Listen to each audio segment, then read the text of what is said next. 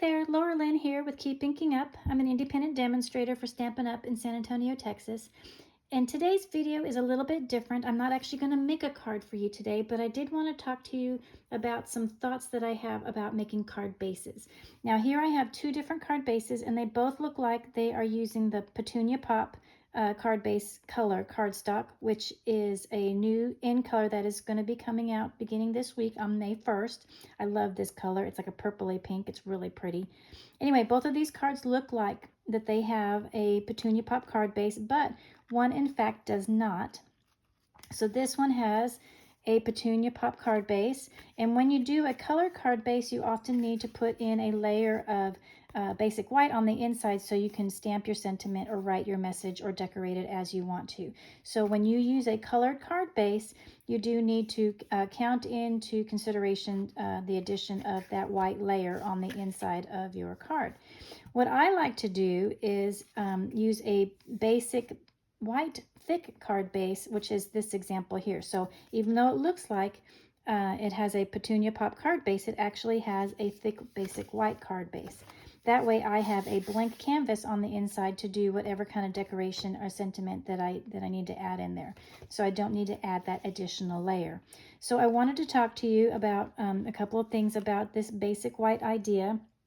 If you watch my videos, and I can link it in the description below, but several videos ago I explained how whenever I receive a pack of our thick basic white cardstock, I sit down and I create card bases. So right now I have a stack of card bases. This is the half sheet of card bases that is a side folding card like this. This is the wrong one. A side folding card like this. You can either do a landscaping or a portrait, but it's that type of a fold. So I have a bunch of those all ready to go whenever I want to sit down and make a card. My preference, though, is a top folding card like this, which these are my top folding bases that I have ready right now. It looks like I need to do some cutting and scoring, right? I'm getting a little bit low on those because those are my preference. And one of the reasons is like what I just showed you right there. This thick basic white cardstock stands up really well, which I like because a lot of my friends and family say they like to display their cards on their mantle or desk or table. So this is a nice sturdy card versus the regular white card, regular weight basic white cardstock is a little more flimsy. The layering that we put on the inside of this is a little thinner. This basic white cardstock is a little thinner, and it doesn't stand up as sturdy as the thick. I don't know if you can hear that. It's a really thick cardstock, and it's just as nice as our colored cardstock, which is pretty thick as well, although the thick whisper white or thick basic white is a little bit thicker. So anyway, I wanted to share that I do cut my cardstock. So what I do is I'll have my card bases all ready to go, and then I'll just take a quarter sheet of whatever color cardstock I want to use and add that to the card front, which is what I did on this card base right here that I already showed you. And I'm going to show you a couple more examples. Here's another one where I embossed the quarter sheet layer, and then I added it to a basic white card base. Here's another one where I added a really dark color, so there's no way that you could write on that dark color of the Blackberry Bliss, so I added it to a basic white card base. Here's another one. And on both of these, you can see that I like to use embossing folders to really add texture to that quarter sheet of a layer. So this one again is a basic white. And this is a one layer card. If you follow me, you know I like to challenge myself to one layer cards. So this is already a card base ready to go.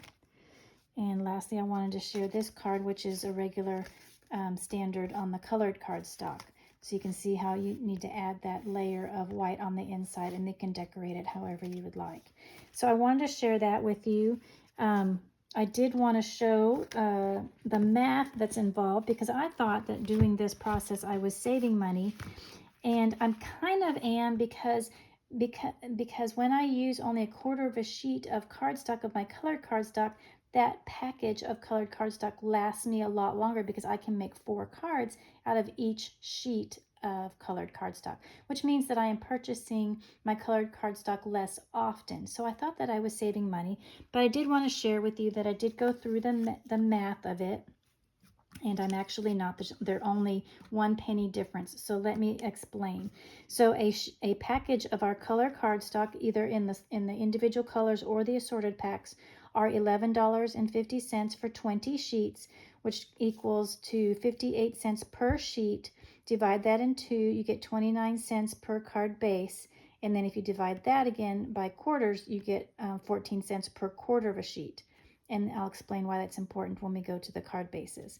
If you're looking at our basic white cardstock, not the thick, just the regular basic white cardstock, it's $13 for 40 sheets, which equals to 33 cents per sheet, which then gets to the 8 cents per quarter sheet, which is what you'll need on the inside of a color card base. Then if you go to our thick basic white cardstock, it's $11.25 for 24 sheets, which means that you're doing 47 cents per sheet, which is 24 cents per card base.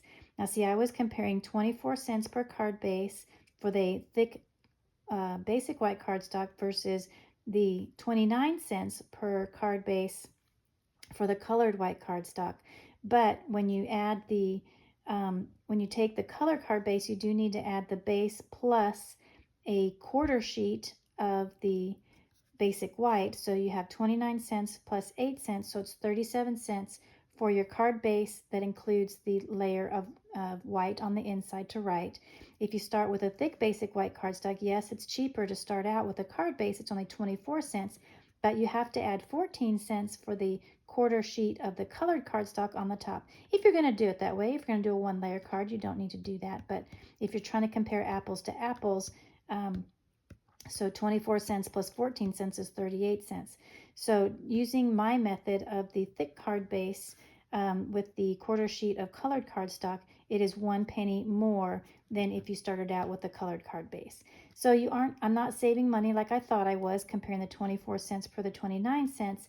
However, like I mentioned before, I do see that my colored cardstock packages last longer because I'm using I can make 4 cards out of each sheet, and so I just am ordering my colored cardstock less frequently.